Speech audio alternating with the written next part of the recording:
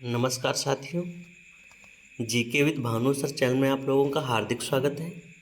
आज हम आप लोगों को G20 से संबंधित प्रश्न बताएंगे और उनके आंसर बताएंगे जो आप लोगों की परीक्षा के लिए वेरी वेरी इम्पॉर्टेंट है। ठीक है साथियों, तो शुरू करते हैं आज की क्लास। पहला प्रश्न देख लेते हैं क्या है।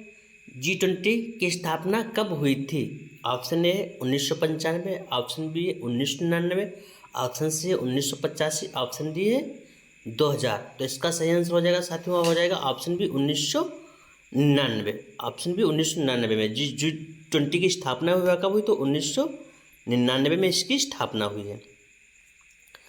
देख लेते हैं साथियों इसको। क्वेश्चन सारे इंपॉर्टेंट रहेंगे। G20 की स्थापना 1999 में विकसित और विकासशील देशों के वित्त मंत्री और केंद्रीय बैंक गवर्नरों को एक साथ लाने के लिए की गई थी। ठीक है साथियों, अगला प्रश्न देख लेते हैं। प्रश्न नंबर 2,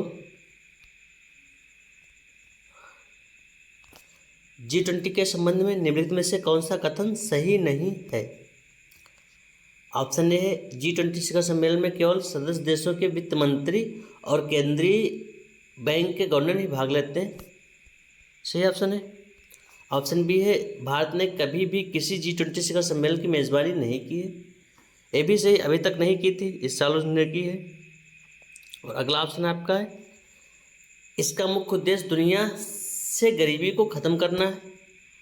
और इसका अगला है तो है इसकी बैठकें प्रतिवर्ष आयोजित की जाती हैं। यह भी सही, तो इसका ऑप्शन सही हो जाएगा सी। ठीक, इसका मुख्य उद्देश्य दुनिया से गरीबी खत्म करना, यह इसका मुख्य उद्देश्य नहीं, बाकी सारे के सारे मुख्य उद्देश्य रहेंगे। देख लेते हैं इसका। इस समूह का मुख्य उद्देश्य दुनिया में वित्तीय स्थिरता और सतत विकास को बढ़ावा देना है। क्या है? वित्तीय स्थिरता और सतत विकास को बढ़ावा देना G20 का मुख्य उद्देश्य है। अगला प्रश्न देख लेते हैं साथियों। निम्नलिखित में से कौन सा शहर 2023 में होने जा रहे हालिया G20 शिखर सम्मेलन का आयोजन कर रहा है? वेरी वेरी इंपॉर्टेंट क्वेश्चन साथियों। Option A Brisbane, option B है ओसाका, ऑप्शन सी है अंताल्या, ऑप्शन डी है भारत। तो साथियों इसका सही आंसर है वह भारत। भारत ने अभी 9 से 10 सितंबर को जो है नई दिल्ली में G20 की मेज़बानी की है। देख लेते हैं इसका। ठीक है, 1 दिसंबर 2022 से 30 नवंबर 2023 तक G20 की अध्यक्षता संभालने के लिए तैयार है कौन? तो अब भारत तैयार है। अगला प्रश्न देख लेते हैं साथियों। प्रश्न है भारत में हो रहे G20 शिखर सम्मेलन का विषय क्या है? वेरी वेरी इंपॉर्टेंट क्वेश्चन है साथियों आप लोगों के लिए। देख लेते हैं। ऑप्शन ए है एक परस्पर जुड़े विश्व को आकार देना, ऑप्शन बी है कठोरता से गरीबी से लड़ना, ऑप्शन सी एक पृथ्वी एक परिवार एक भविष्य, और ऑप्शन डी दुनिया को एक साथ लाना। तो इसका सही आंसर हो जाएगा साथियों ऑप्शन सी हो जाएगा, एक पृथ्वी एक परिवार एक भविष्य। ठीक, one earth one family and one future. ठीक, इसका यह विषय रहेगा। देख लेते हैं स्पष्टीकरण से, और भी सारी चीज़ें आप लोगों को क्लियर हो जाएगी जो आप लोगों को और इंटरेस्टिंग लगेंगी। भारत की G20 अध्यक्षता की थीम पीएम मोदी की विदेश नीति के मुख्य टेम्पलेट वसुधैव कुटुंबकम या एक पृथ्वी एक परिवार एक भविष्य के अनुरूप है। अगला प्रश्न साथियों, निम्नलिखित में से कौन G20 का सदस्य नहीं है? Very very important question. Option A Indonesia, option B है सिंगापुर, ऑप्शन सी है मैक्सिको, ऑप्शन डी है तुर्की। तो इसका सही आंसर हो जाएगा साथियों हो जाएगा सिंगापुर। सिंगापुर G20 का जो है सदस्य देश नहीं। सिंगापुर को इस बार अपने वहाँ मेहमान के रूप में बुलाया गया जो नई दिल्ली में आयोजित हुआ है G20 शिखर सम्मेलन। बाकी है सिंगापुर जो है G20 शिखर सम्मेलन का मेहमान है, सदस्य नहीं है। देख लेते हैं साथियों, सिंगापुर G20 का सदस्य नहीं है। वेरी वेरी इंपॉर्टेंट क्वेश्चन है साथियों आप लोगों के लिए, सबके लिए। अगला प्रश्न देख लेते हैं साथियों। अगला प्रश्न है G20 के संबंध में निम्नलिखित में से कौन सा कथन सही नहीं है? कौन सा सही नहीं? देख लेते हैं साथियों कौन सा सही नहीं। ऑप्शन है G20 की बैठकों में यूरोपीय संघ का प्रतिनिधित्व यूरोपीय आयोग और यूरोपीय सेंट्रल बैंक द्वारा किया जाता है। सही है।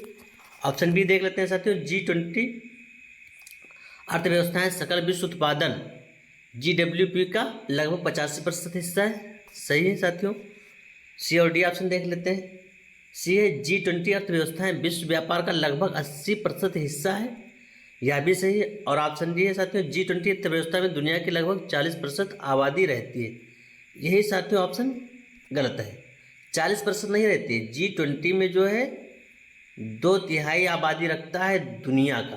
2/3 G20 जो देश हैं दुनिया की 2/3 आबादी का प्रतिनिधित्व करते हैं। ठीक है, देख लेते हैं इसका स्पष्टीकरण, अभी थोड़ा क्लियर हो जाएगा। G20 अर्थव्यवस्थाएं दुनिया की लगभग 2/3 आबादी का प्रतिनिधित्व करती है। जैसा हमने आप लोगों को बताया कि ना 2/3 आबादी का प्रतिनिधित्व करते हैं यहाँ 2/3। ठीक है, G20 शिखर सम्मेलन जहाँ होते हैं तो हम लोग 2/3 जनसंख्या का जो वहाँ पे प्रतिनिधित्व किया जा रहा है। अगला प्रश्न देख लेते हैं साथियों। प्रश्न है, G20 का पहला शिखर सम्मेलन कहाँ आयोजित किया गया था? तो ऑप्शन ए है USA, ऑप्शन बी है ब्रिटेन, ऑप्शन सी है कनाडा, ऑप्शन डी है फ्रांस। तो इसका सही आंसर हो जाएगा साथियों, हो जाएगा ऑप्शन ए, USA में 2008 में सबसे पहले इसका G20 का शिखर सम्मेलन आयोजित किया गया था। ठीक है साथियों, स्पष्टीकरण से थोड़ा क्लियर हो जाएगा। G20 का पहला शिखर सम्मेलन 2008 में वाशिंगटन में आयोजित किया गया था। वाशिंगटन जो कि वाशिंगटन DC अमेरिका की राजधानी है। अगला प्रश्न देख लेते हैं साथियों। प्रश्न है, आज तक G20 के कितने शिखर सम्मेलन आयोजित हुए हैं? तो साथियों आज की बात कर लेते हैं। तो ऑप्शन ए है 17, ऑप्शन बी है 5, ऑप्शन ए है 5, ऑप्शन बी 9, ऑप्शन सी है 11, ऑप्शन डी है 17। तो साथियों भारत को छोड़ करके अभी तक 17 सम्मेलन आयोजित किए गए हैं। भारत को मिला दिया जाए तो भारत ने 18वें शिखर सम्मेलन का आयोजन किया है। तो कुल अब तक पूछ लेंगे तो 18 माने जाएंगे। भारत ने 18वें शिखर सम्मेलन का आयोजन किया है। बाकी भारत को छोड़ के देखेंगे तो फिर 17 शिखर सम्मेलन हुए हैं। अगला प्रश्न देख लेते हैं साथियों। प्रश्न जो भी करा रहे हैं साथियों वो वेरी वेरी इंपॉर्टेंट है। स्पष्टीकरण पहले देख लेते हैं, इसका आप लोगों को अच्छा लगेगा। 17वां शिखर सम्मेलन नुसा बाली यानी इंडोनेशिया में आयोजित किया जा रहा था। ठीक है, और 18वां G20 शिखर सम्मेलन भारत में होगा क्या 9 से 10 सितंबर को हो चुका है। ठीक है, 9 से 10 सितंबर को भारत में आयोजित हो चुका है। अगला प्रश्न देख लेते हैं साथियों, वेरी वेरी इंपॉर्टेंट है। प्रश्न है, G20 के बारे में निम्न में से कौन सा कथन सही है? अब इसमें देखना कि कथन कौन सा आपका सही है। G20 की अध्यक्षता वर्तमान, तत्काल, अतीत और भविष्य के मेजबान देशों में बनी ट्रोइका द्वारा समर्थित है। सही है। G20 का एक स्थायी सचिवालय है, या तो गलत है। ठीक है, और 2015 में G20 की अध्यक्षता चीन के पास थी, यह भी गलत है। G20 प्रेसिडेंसी हर 2 साल में बदलती है, यह भी गलत है। तो इसका ऑप्शन सही मात्र ऑप्शन ए या सही हो जाएगा। स्पष्टीकरण से थोड़ा चीज़ें और क्लियर हो जाएंगी। G20 की अध्यक्षता वर्तमान, तत्काल और अतीत और भविष्य के मेजबान देशों से बनी ट्रोइका द्वारा समर्थित है। अगला प्रश्न देख लेते हैं साथियों। भारत G20 शिखर सम्मेलन का कब आयोजित करेगा? आयोजित करेगा क्या मतलब 2023 में। भारत ने 2023 में जो है G20 का शिखर सम्मेलन आयोजित किया है, जो कौन से क्रम का है? 18वें क्रम का। साथियों कितनी बार हमने 18वां क्रम बताया है? पेपर में आ जाएगा तो आप लोग उम्मीद करते हैं कि कतई नहीं भूलोगे, बिल्कुल निश्चित रूप से सही करके ही आओगे।